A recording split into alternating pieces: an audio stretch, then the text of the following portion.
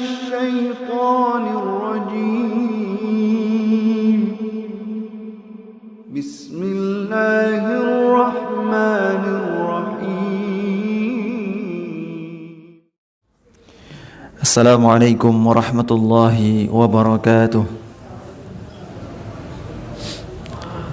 إن الحمد لله نحمده ونستعينه ونستغفره ونعوذ بالله من شرور أنفسنا ومن سيئات أعمالنا من يهده الله فلا مضل له ومن يضلله فلا هادي له أشهد أن لا إله إلا الله وحده لا شريك له وأشهد أن محمدا عبده ورسوله الذي لا نبي ولا رسول بعده. Kaum muslimin dan muslimat yang dirahmati oleh Allah Subhanahu wa taala. Sebagaimana kita sampaikan di pembahasan sebelumnya tentang betapa pentingnya bagi setiap muslim, setiap hamba untuk senantiasa memperhatikan kondisi jiwanya. Karena kondisi jiwa seorang hamba ini menunjukkan atau sebagai salah satu indikator apakah benar keimanannya merasuk ke dalam jiwanya ataukah tidak. Sebagaimana firman Allah Azza wa Jalla, ala bidzikrillahi tatma'innul qulub. Bukankah dengan mengingat Allah Azza wa Jalla hati atau jiwa manusia senantiasa berada dalam kondisi tenang. Maka jiwa yang tenang, jiwa yang tidak berontak, jiwa yang tentram, jiwa yang merasa nyaman dengan zikir kepada Allah Subhanahu wa taala merupakan salah satu indikator keimanan seorang hamba. Sebaliknya, jiwa yang senantiasa resah, jiwa yang tidak pernah tenang dalam satu kondisi, boleh jadi atau sebagai indikator keimanannya belum sampai merasuk ke dalam jiwanya. Dan kita sempat membahas 7 atau 6 sebab, 6 kaidah bagaimana Islam mengatur agar jiwa seorang senantiasa tenang atau senantiasa bersih. Yang pertama yaitu bertauhid kepada Allah. Ini indikator yang paling nampak dan paling berpengaruh dalam ketenangan jiwa. Tidak mungkin jiwa seorang tenang dengan ketenangan yang hakiki kecuali dengan tauhid. Yang kedua yaitu dengan berdoa kepada Allah Azza wa Jalla, meminta agar Allah Azza wa Jalla karuniakan ketenangan di dalam jiwanya. Tidak mungkin seorang hamba mampu menenangkan dan membersihkan jiwanya kecuali semuanya karena pertolongan dari Allah Subhanahu wa taala. Kadang orang mencari ketenangan dengan hal-hal lain selain apa? Selain meminta kepada Allah Subhanahu wa taala. Maka kalaupun dia mendapatkan ketenangan dari selain yang dia sangka, dari selain Allah Subhanahu wa taala, maka dia tidak akan pernah sampai pada ketenangan yang hakiki.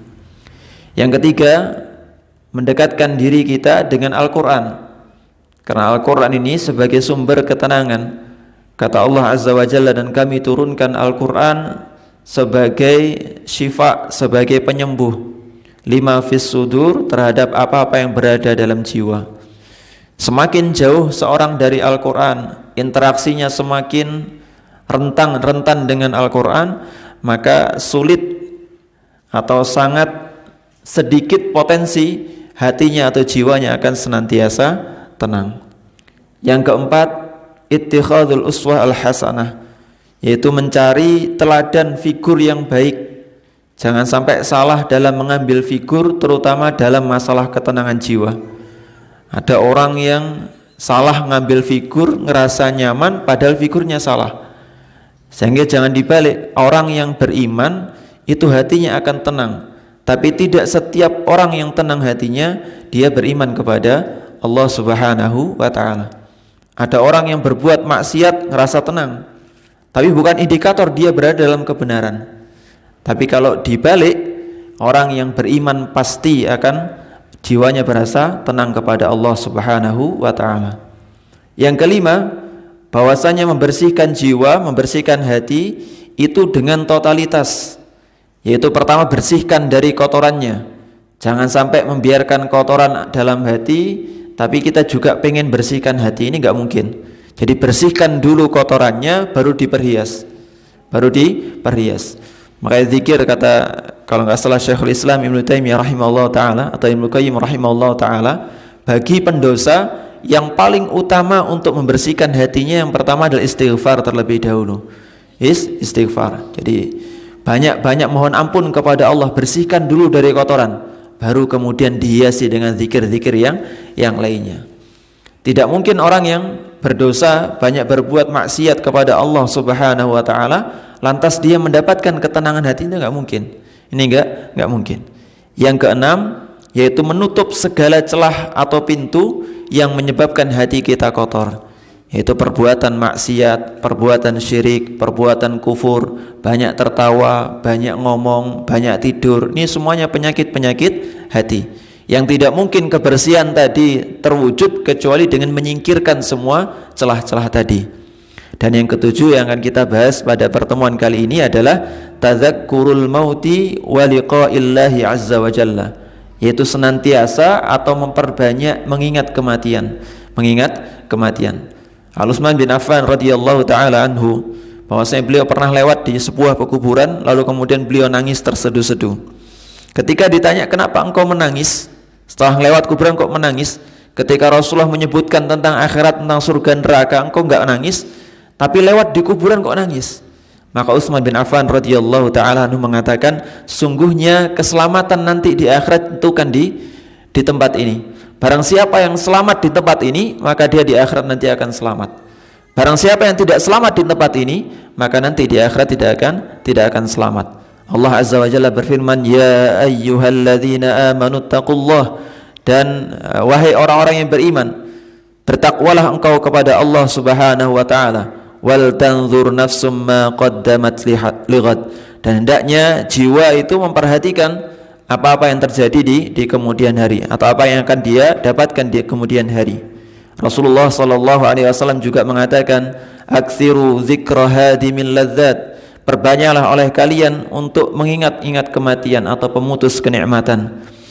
Oleh karena kaum muslimin yang dirahmati oleh Allah Subhanahu wa taala, kematian ini pemisah antara tempat kita saat ini di dunia dengan nanti di akhirat.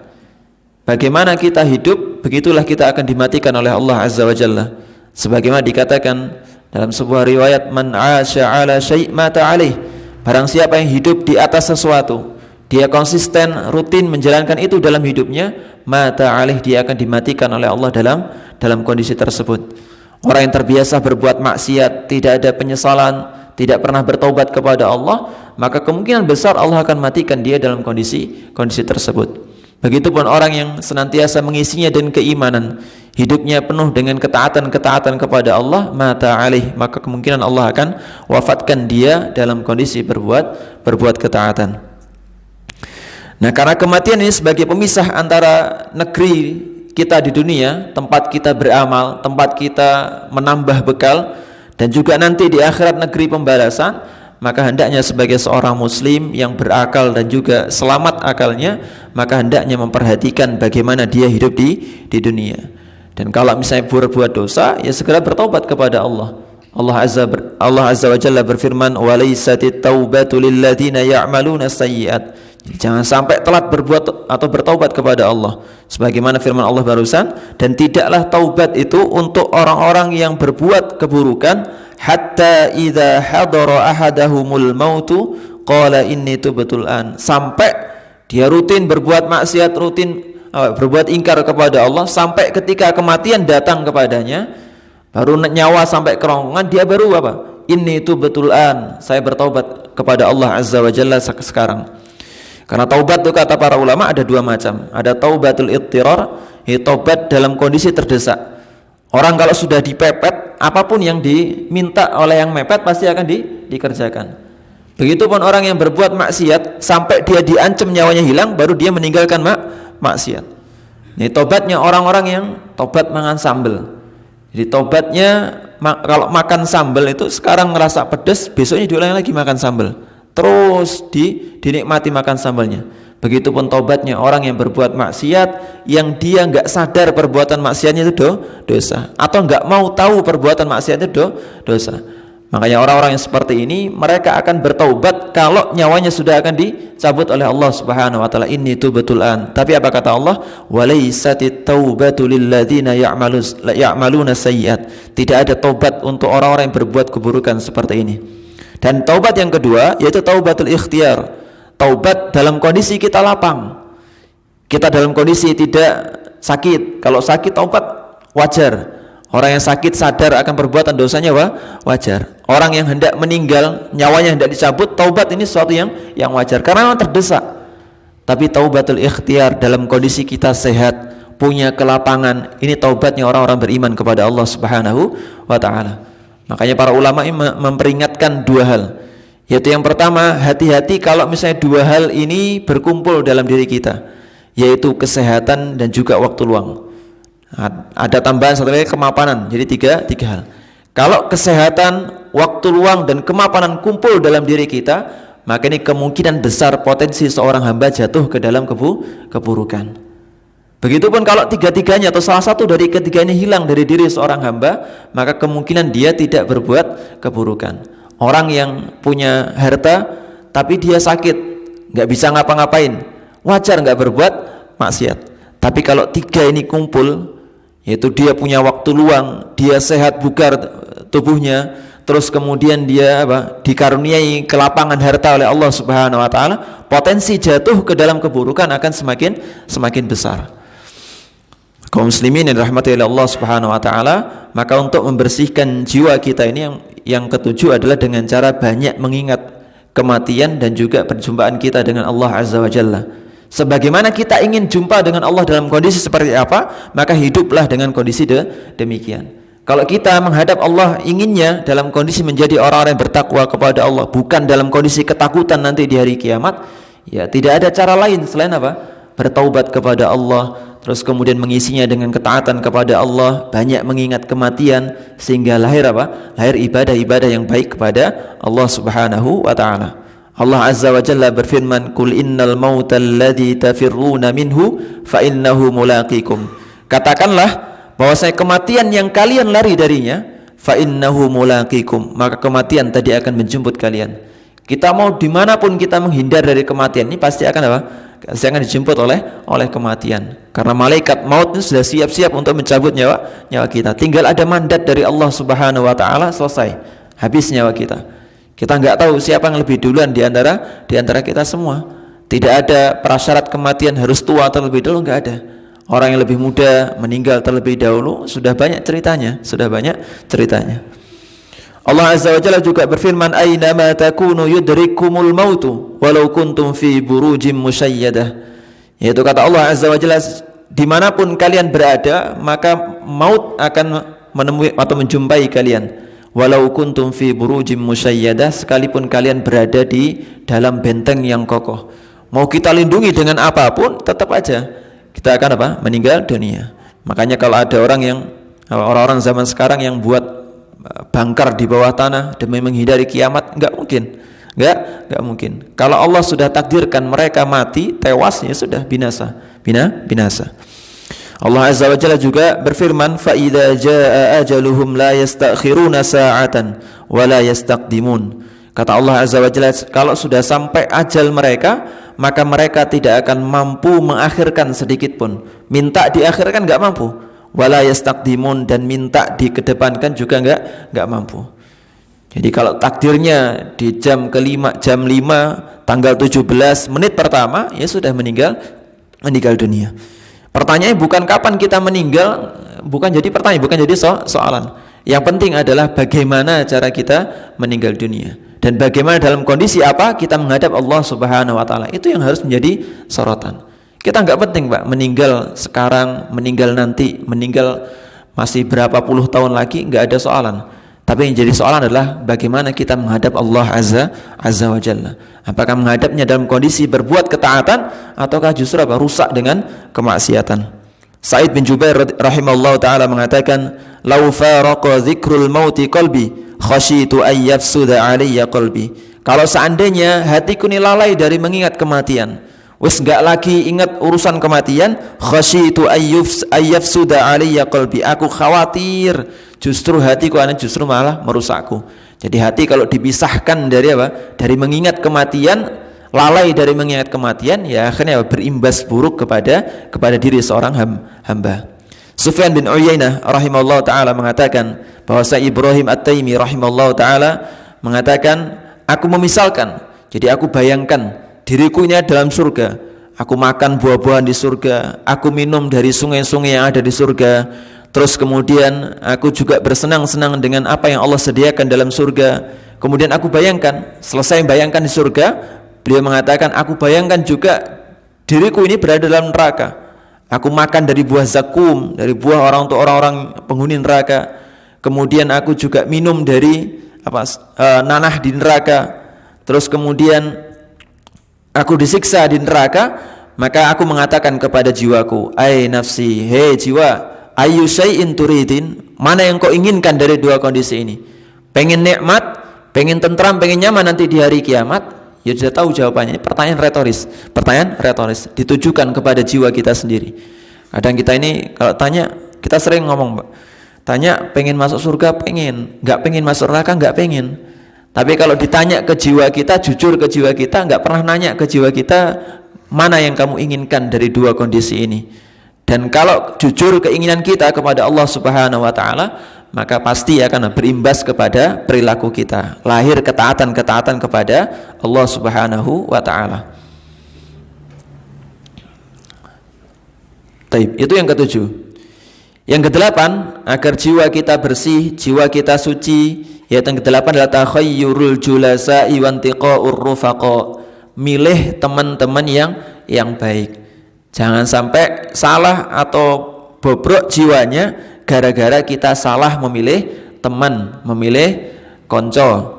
Kata Allah Azza wa Jalla, wasbir nafsaka ma'al ladzina yad'una rabbahum bil ghadati wal 'ashyi yuriduna wajhah. Dan sabarkanlah dirimu beserta orang-orang yang senantiasa berdoa kepada Rabb mereka di waktu pagi maupun di waktu petang, yang mereka berharap ikhlas mengharap wajah Allah Subhanahu wa taala. Wala ta'du aynaka anhum turidu zinatal hayatid dunya wala tuti' man aghfalna qalbahu an dzikrina wattaba'a hawahu wa kana amruhu furuta. Ini Allah Azza wa Jalla dalam ayat ini mengingatkan agar kita senantiasa bersabar membersamai jamaah kaum muslimin, membersamai orang-orang yang senantiasa mengingat, senantiasa beribadah kepada Allah Subhanahu wa taala. Jangan sampai Jangan sampai rusaknya kita ini hanya gara-gara disebabkan oleh teman-teman. Kata Sa'di rahimahullah ta'ala dalam tafsirnya mengatakan, fihal amru bi suhbatil akhyar. Dalam ayat ini terdapat perintah agar kita benar-benar milih teman yang baik, wa mujahadatin nafsi ala suhbatihim, dan tetap ngekang jiwa kita ini supaya sabar bersama mereka.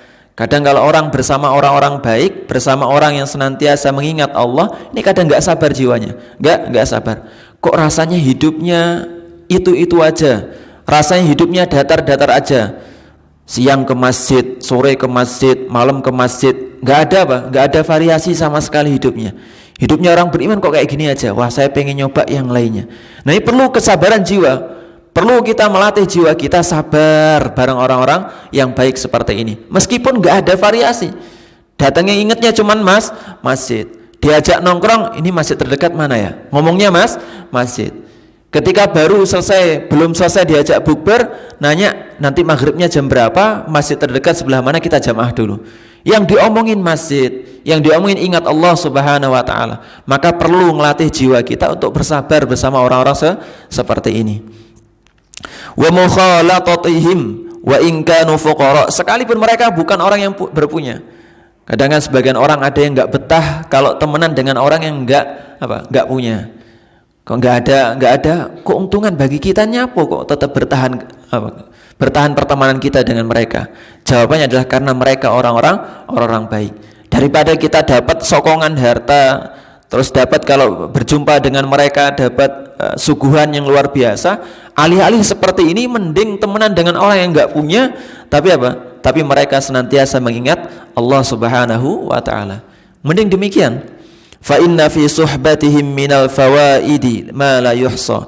Karena dengan membersamai mereka, bersahabat dengan mereka, ada banyak sekali faedah yang tidak terhingga. Faedah keimanan ini faedah yang lebih besar dibandingkan sekedar kita mendapatkan suguhan harta, suguhan makanan yang enak dan lain sebagainya. Nabi alaihi salatu wassalam bersabda, "Ar-rajulu ala dini khalilih." Sungguhnya seorang itu berada di atas agama teman dekatnya. "Falyanzur ahadukum man yukhalil." Maka perhatikan dengan siapa dia bersahabat. Maka kalau orang bersahabat dengan orang yang senantiasa berbuat kemaksiatan, ya paling tidak minimal dia akan mulai mengendurkan loyalitasnya kepada orang-orang demikian atau perbuatan maksiatnya. Mulai cari-cari uzur, mulai cari-cari alasan. Oh mungkin si fulan ini dan itu. Oh mungkin si Alan ini dan itu. Oh mungkin perbuatannya ini dan itu. Jadi mulai cari uzur, terutama nyari uzur tentang urusan kemungkaran kepada Allah Subhanahu wa taala. Mulai itu ketika ada kemungkaran dilakukan teman dekatnya enggak mau negur. Ketika kemaksiatan dilakukan teman dekatnya enggak mau nasihatin. Ini mulai mulai runtuh baroknya, berlepas dirinya dari perbuatan buruk, mulai mengendur dan lain sebagainya. Maka Sulaiman Al-Khattabi rahimahullah taala ketika menjelaskan hadis Nabi SAW barusan, beliau mengatakan, la tukhalil illa man radita dinahu wa amanatah. Maka janganlah kalian ngambil seseorang sebagai teman dekat kecuali orang-orang yang kalian ridhoi agama dan juga sifat amanahnya. Fa innaka idza khalaltahu qadaka ila dinihi wa madhhabihi. Karena seandainya kalau kalian membersamai orang-orang yang kalian ridhoi baik agama maupun amanahnya, maka mereka akan membawa kalian kepada agama atau cara beragama mereka. Wala tugharrir bidinika wala tukhatir binafsika fatukhalil man laysa mardiyan fi dinihi wa madhhabihi. Nah, kalau sebaliknya, kalau orang enggak perhatian dengan urusan agamanya, urusan ibadahnya, urusan ketaatannya, maka mereka juga enggak akan punya perhatian dengan siapa mereka berteman. Mereka akan berteman dengan siapapun yang dikehendaki oleh jiwanya, oleh nafsunya, yaitu mereka yang tidak diridhoi secara agama, mereka yang senantiasa seringkali berbuat kemaksiatan, berbuat ingkar kepada Allah Subhanahu wa taala. Oleh karena Ibnu Mas'ud radhiyallahu taala anhu ketika ingin menilai orang itu, beliau mengatakan, i'tabirun nasa bi akhdanihim. Perhatikan atau untuk mengetahui orang, maka ketahuilah dari siapa? Dari teman dekat mereka. Fa innal mar'a la yukhadinu illa may yu'jibu. Karena seorang itu pada dasarnya nafsunya akan la yukhadinu illa may yu'jibu, tidak akan membersamai kecuali orang-orang yang membuat dia kagum. Kalau orang membersamai ahli maksiat, ya paling tidak ada kekaguman kepada ahli maksiat tadi. Begitupun ketika orang bersamai orang-orang baik yang ingatnya hanya Allah Subhanahu wa taala, kemanapun urusan dunia mereka ingatnya hanya Allah Subhanahu wa taala. Ya, berarti berarti dia akan dia kagum dengan hal tersebut. Makanya kalau untuk mengetahui kualitas seseorang, ya ketahuilah dari kualitas teman dekatnya. Nabi alaihi salatu wassalam memisalkan tentang teman yang baik dan juga teman yang buruk dengan mengatakan, mathalu jalisis salihi was-su'i kahamilil miski wa nafikhil kir. Kata beliau, perumpamaan orang yang salih, perumpamaan teman dekat yang salih dan juga orang yang buruk adalah sebagaimana pembawa atau penjual minyak, wa nafikhil kir, dan pandai besi.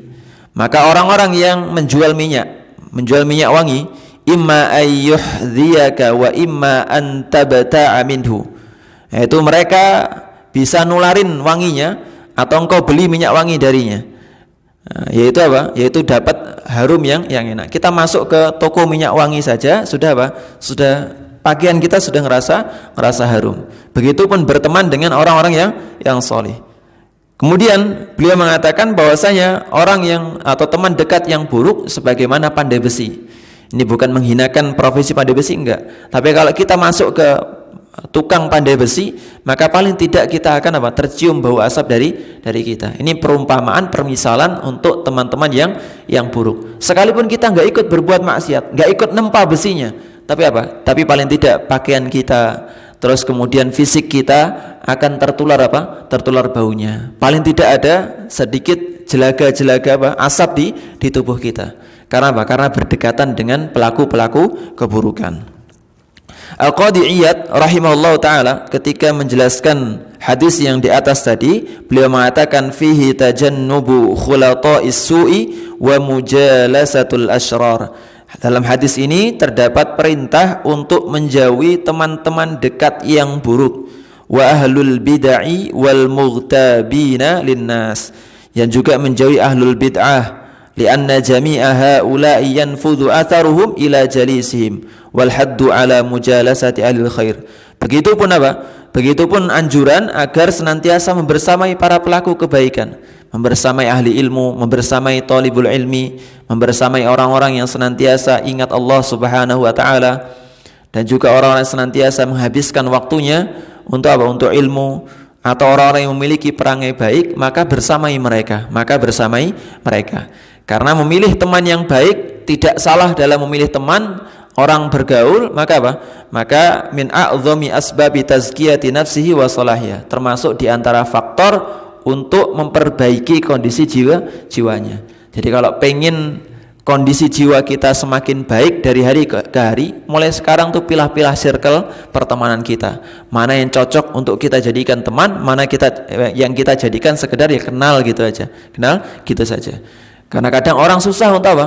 Susah untuk berpindah dari satu circle ke circle yang lain. Maka caranya membatasi dari satu circle ke circle yang lain. Kalau memang nggak bisa berpisah dengan teman-teman buruk yang sebelumnya, maka batasi. Jangan sampai apa? Jangan sampai kita jadikan mereka sebagai teman dekat yang menjadi gambaran tentang bagaimana kondisi agama kita. Baik.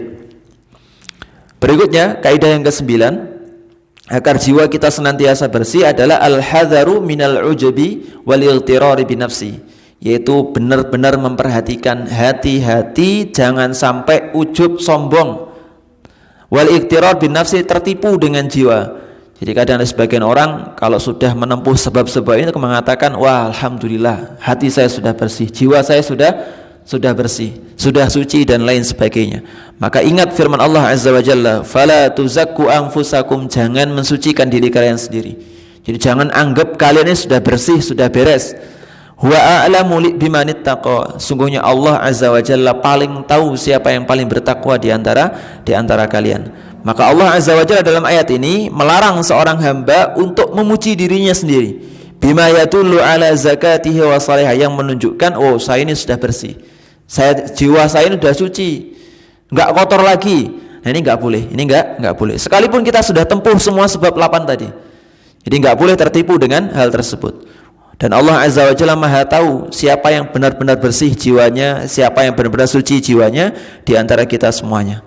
Nabi alaihi salatu wassalam ketika ditanya, ini Abu Bakar As-Siddiq radhiyallahu taala anhu, beliau ini apa? Sudah dijamin oleh Allah Azza wa Jalla bersih jiwanya, digelari oleh Nabi alaihi salatu wassalam dengan gelar Siddiq, yang jujur keimanannya, tulus keimanannya kepada Allah. Masih tanya kepada Rasulullah, ya Rasulullah, alimni du'aan, ajarkan aku sebuah doa yang mana ad'u bihi fi salati, yang aku berdoa kepada Allah di dalam salatku. Masih minta diajarkan doa yang supaya beliau bisa panjatkan kepada Allah. Maka Rasulullah SAW mengajarkan doa. Ini gelar Siddiq diberikan Rasulullah sendiri kepada Abu Bakar. Tapi yang diajarkan apa? Allahumma inni zalamtu nafsi, ya Allah aku ini berbuat zalim kepada diriku sendiri, zulman katsira, dengan kezaliman yang banyak, yang banyak. Ini Abu Bakar, Abu Bakar. Wala yaghfiru dzunuba illa anta, dan tidak ada yang mampu untuk memberikan ampunan kecuali Engkau ya Allah. Faghfir li maghfiratan min indik, maka ampunilah aku dari ampunan di sisimu. Warhamni innaka antal ghafurur rahim, dan berikanlah aku rahmat, sungguhnya Engkau Maha Pengampun lagi Maha Pemberi rahmat.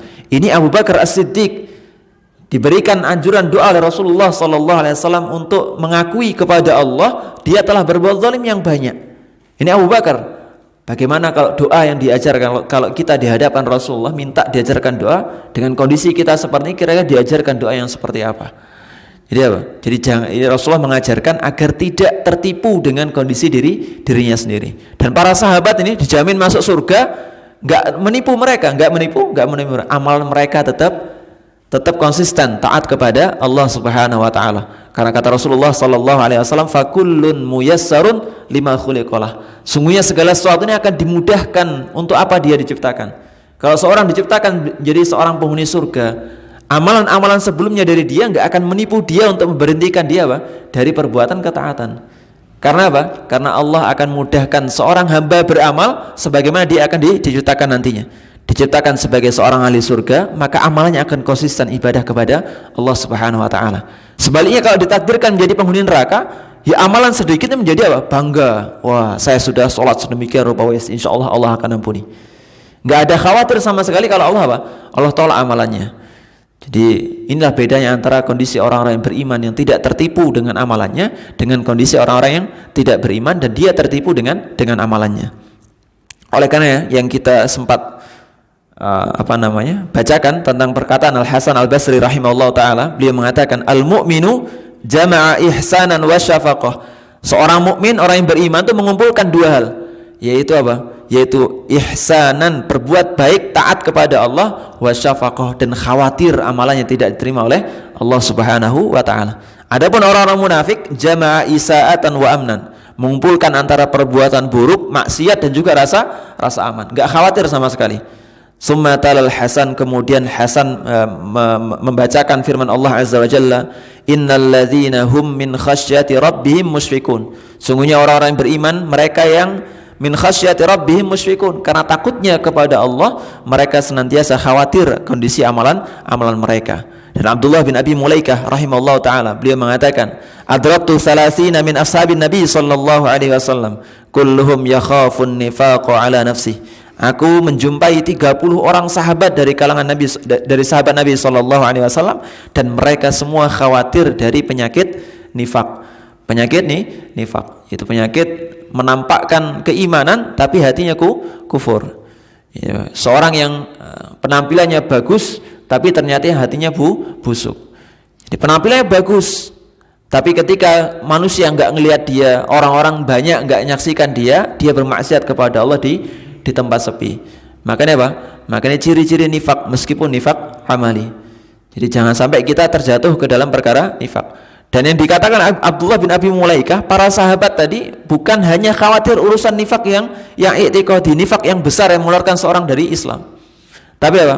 Para sahabat yang beliau jumpa ini khawatir dari penyakit-penyakit nifak amali. Yaitu menampakkan kebaikan tapi ketika berpisah dengan manusia yang lainnya maka mereka berbuat maksiat. Ini penyakit-penyakit dikhawatirkan oleh para sahabat. Makanya pernah seorang sahabat ketika suatu ketika beliau mengatakan nafaqu Hanzalah. Jadi Hanzalah mengatakan, sungguh telah berbuat nifak Hanzalah. Sungguh telah berbuat nifak Hanzalah. Seorang sahabat yang lain mengatakan, kenapa engkau berkata demikian? Kemudian Hanzalah mengatakan, sungguh ketika aku bersama dengan Rasulullah sallallahu alaihi wasallam seolah-olah akhirat ada di depan mataku. Ingat akhirat, ingat dosa, ingat taubat kepada Allah, tapi ketika berpisah dengan akhirat, dunia mulai melalaikanku. Ini sahabat radhiyallahu taala anhum. Sahabat radhiyallahu taala anhum. Jadi kalau kita di majelis ilmu, masya Allah, ini bisa terkondisikan. Tapi nanti kita perhatikan keluar, apakah ada athar dari apa yang kita dengar, apakah ada athar dari apa yang kita baca, itu yang menentukan atau yang membedakan setiap dari kita. Jadi kalau keluar dari majelis, keluar dari masjid, itulah yang membedakan setiap dari kita ini. Di majelis ilmu jelas nggak ada yang berbuat maksiat insya Allah. Di majelis ilmu jelas mengingat Allah semuanya. Tapi nanti ketika keluar, ini yang membedakan di antara kita. Ketakutannya kepada Allah tentukan ketika keluar dari majelis. Baik. Kaidah yang 10 agar jiwa kita senantiasa bersih adalah memahami kondisi jiwa. Orang itu kalau mau berperang tahu medan dulu. Tahu siapa musuhnya, dia tahu strategi apa yang harus diterapkan supaya musuhnya tadi apa? Kalah, dia bisa mengalahkan musuhnya. Maka para ulama menjelaskan karakter jiwa ini ada 3 macam. Yang pertama ada karakter yang mutmainnah, tenang. Ini yang senantiasa memerintahkan seorang hamba, seorang pemilik jiwa tadi untuk senantiasa berada dalam ketaatan kepada Allah. Inilah jiwa yang dikatakan oleh Allah Azza wa Jalla, alladzina amanu wa tatmainnu qulubuhum bidzikrillah. Mereka orang-orang yang beriman dan tenang jiwa mereka dengan mengingat Allah Subhanahu wa taala. Ala bidzikrillahi tatmainnul qulub. Bukankah dengan mengingat Allah hati kita akan menjadi tenang? Begitupun dalam firman Allah Azza wa Jalla, ya ayyatuhan nafsul mutmainnah irji'i ila rabbiki radiyatan mardiyah. Wahai jiwa-jiwa yang tenang, kembalilah kalian ke Rabb kalian dengan dalam kondisi ridha dan diridhai. fadkhuli fi ibadi wadkhuli jannati, maka masuklah kalian ke dalam golongan hambaku dan juga masuklah kalian ke dalam surga. Ini jiwa-jiwa yang tenang, yang senantiasa memerintahkan ke dalam ketaatan. Ada jenis jiwa yang kedua, karakter yang kedua, yaitu karakter lawwamah, karakter yang senantiasa mencela pemiliknya karena jatuh ke dalam perbuatan dosa, perbuatan maksiat dan lain sebagainya. Jiwa yang senantiasa resah ketika pemiliknya jatuh dalam perbuatan maksiat. Sebagaimana firman Allah ketika Allah Ta'ala berfirman dalam surah Al-Qiyamah, Allah Azza wa Jalla mengatakan wala uqsimu bin nafsil lawwamah, dan bersumpah dengan jiwa yang lawwamah, yang senantiasa mencela pelakunya kalau pelakunya terjatuh ke dalam kesalahan. Dan ada karakter yang ketiga yang dimiliki sebuah jiwa adalah karakter yang senantiasa memerintahkan ke dalam keburukan. Maka ini 3 karakter jiwa. Sebagaimana firman Allah Azza wa Jalla ketika mengisahkan tentang dalam surah Yusuf, yaitu Allah mengatakan wa ma ubarri'u nafsi, aku tidak membebaskan diriku dari kesalahan. Innan nafsa la'ammaratun bisu illa ma rahima rabbi. Ketika Allah menceritakan tentang nabinya, maka Allah nabinya mengatakan aku tidak membebaskan diriku dari kesalahan. Sungguhnya jiwa ini akan senantiasa memerintahkan pelakunya atau pemiliknya kepada keburukan kecuali yang dirahmati oleh Allah Subhanahu wa taala. Maka ini 3 kondisi jiwa. Kalau kita faham kondisi jiwa kita berada di state atau titik yang mana, maka kita akan semakin mudah untuk menerapkan strateginya.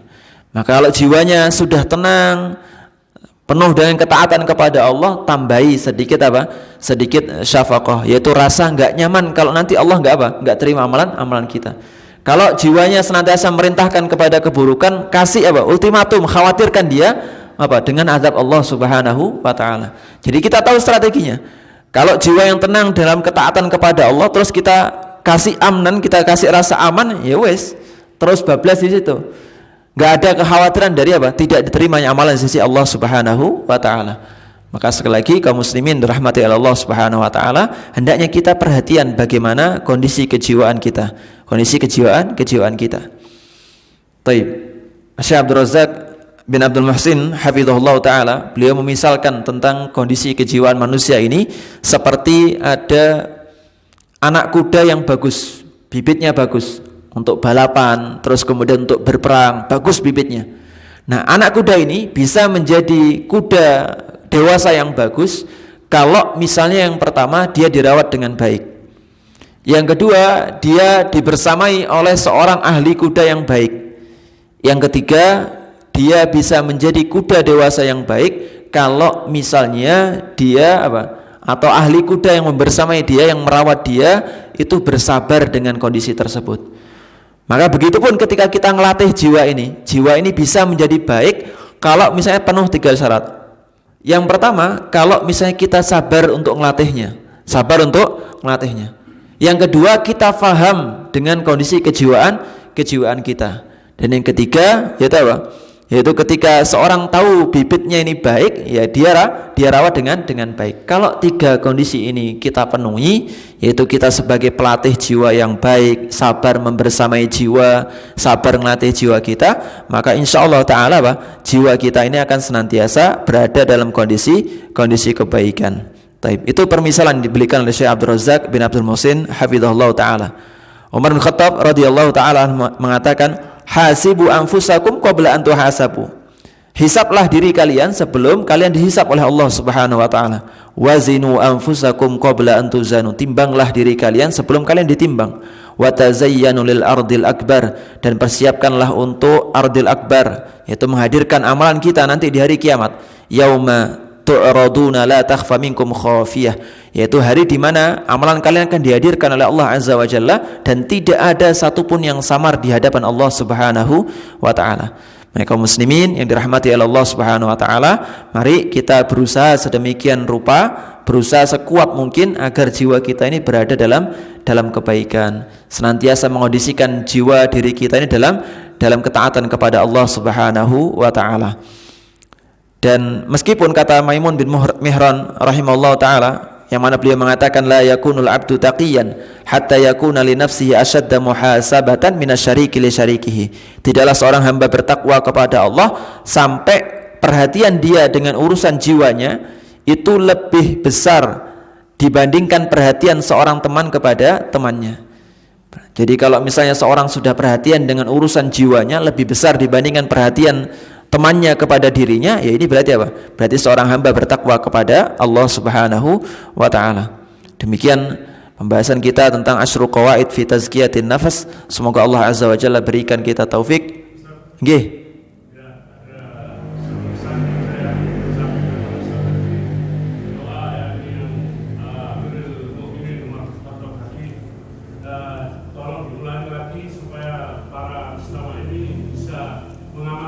Oh nggih.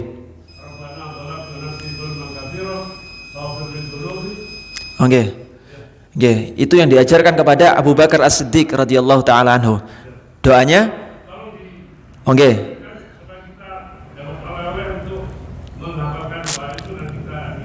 Oh nggih. Doa ini diajarkan untuk diamalkan ketika selesai tahiyat. Bunyi doanya adalah Allahumma inni zalamtu nafsi zulman katsira la yaghfiru dzunuba illa anta faghfirli maghfiratan min indik warhamni innaka antal ghafurur rahim. Jadi Allahumma inni zalamtu nafsi zulman katsira, ya Allah aku ini berbuat zalim kepada diriku dengan kezaliman yang banyak. La yaghfiru dzunuba illa anta, tidak ada yang mampu memberikan ampunan kecuali Engkau ya Allah. Faghfirli, maka ampunilah aku, maghfiratan min indik, dengan ampunan dari sisimu. Warhamni, dan berikan aku rahmat. Innaka antal ghafurur rahim, sungguhnya Engkau ya Allah zat yang maha pengampun lagi maha memberikan rahmat. Demikian. Wa jazakumullahu khairan. Wonten boleh pertanyaan, silakan.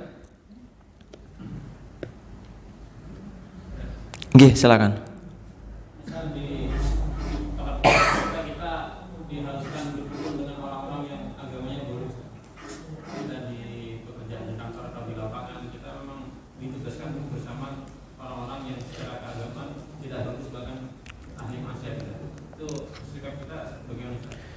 Yang pertama, ikhwas sekalian a'azzani Allah wa iyyakum rahimani wa rahimakumullah. Yang pertama, senantiasa mohon kepada Allah Azza wa Jalla agar Allah teguhkan kita dalam kebaikan.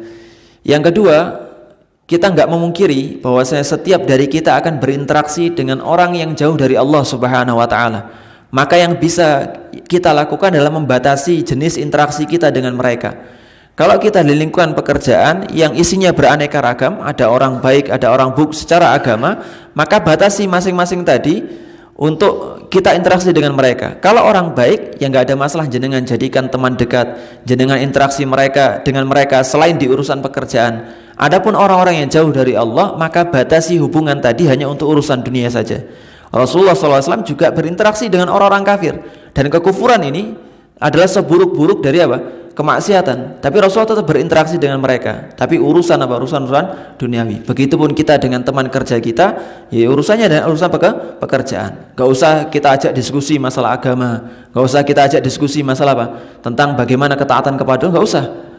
Karena apa? Kecuali yang ketiga nanti, yaitu kewajiban kita untuk menyeru kepada mereka tentang kebaikan. Karena orang kalau sudah melihat kemungkaran dilakukan depan mata kita tahu dia buruk. Tapi selama nggak dilakukan di depan mata kita, atau nggak ada momen yang kita bisa nasihatkan kepadanya, ya wes, itu urusan dia dengan Allah.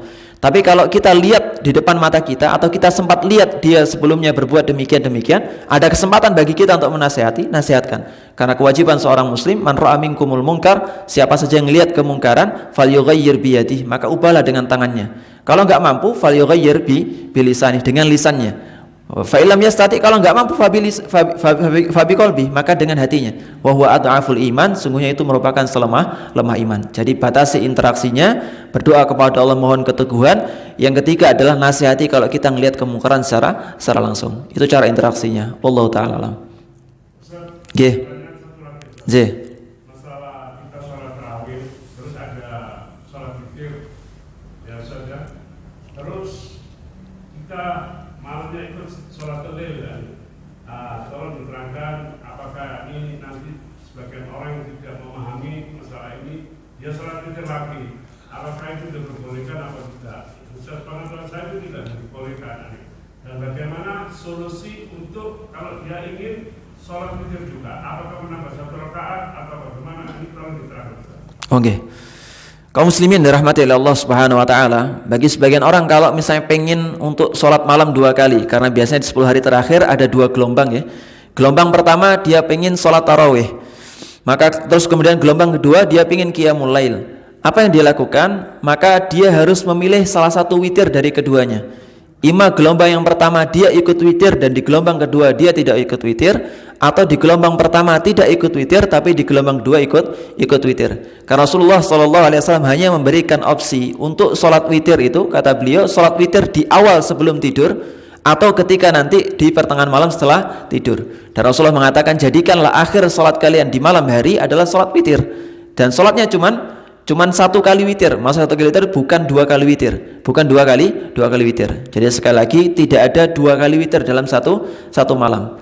Jadi untuk kalau misalnya pengen ikut 2 kali gelombang sholat malam, maka sholat tarawih yang pertama misalnya dengan tanpa witir, sholat tarawih yang kedua di jam 1 jam 2 maka dengan witir. Tidak boleh dua-duanya pakai witir.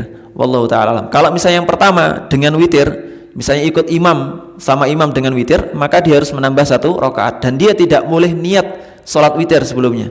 Jadi ketika ikut berdiri bersama imam sholat witir nih, imam sholat witir, dia ikut berdiri juga, maka nggak boleh niat untuk sholat witir, tapi nambah sholat malam. Demikian, wallahu taala alam. Wa jazakumullahu khairan. Nggih. Jiwa orang yang lawamah tadi, yang selalu mencela ketika berbuat keburukan, itu apakah tipe yang bagus? Apakah tipe yang bagus?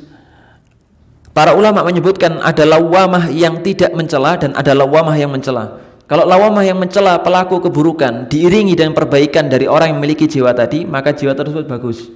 Jadi lawamah disertai mencela, ngerasa nggak nyaman dan tercermin dalam perbuatan, naam, jiwa tersebut bagus. Tapi kalau misalnya lawamah yang tidak mencela pelakunya, mendiamkan, maka tidak bagus. Wallahu ta'ala. Makanya Allah Azza wa Jalla berfirman atau bersumpah dengan jiwa lawamah tadi. Karena bagusnya dia peka dengan kondisi pelaku atau pemilik jiwanya. Wallahu ta'ala. Cukup ya? Kita cukupkan. Semoga Allah Azza wa Jalla berikan kita taufik. Subhanakallahumma wa bihamdika asyhadu an la ilaha illa anta astaghfiruka wa atubu ilaik. Assalamualaikum warahmatullahi wabarakatuh. Ya ayyuhan الناس قد جاءتكم موعظة من ربكم وشفاء لما في الصدور وهدى ورحمة للمؤمنين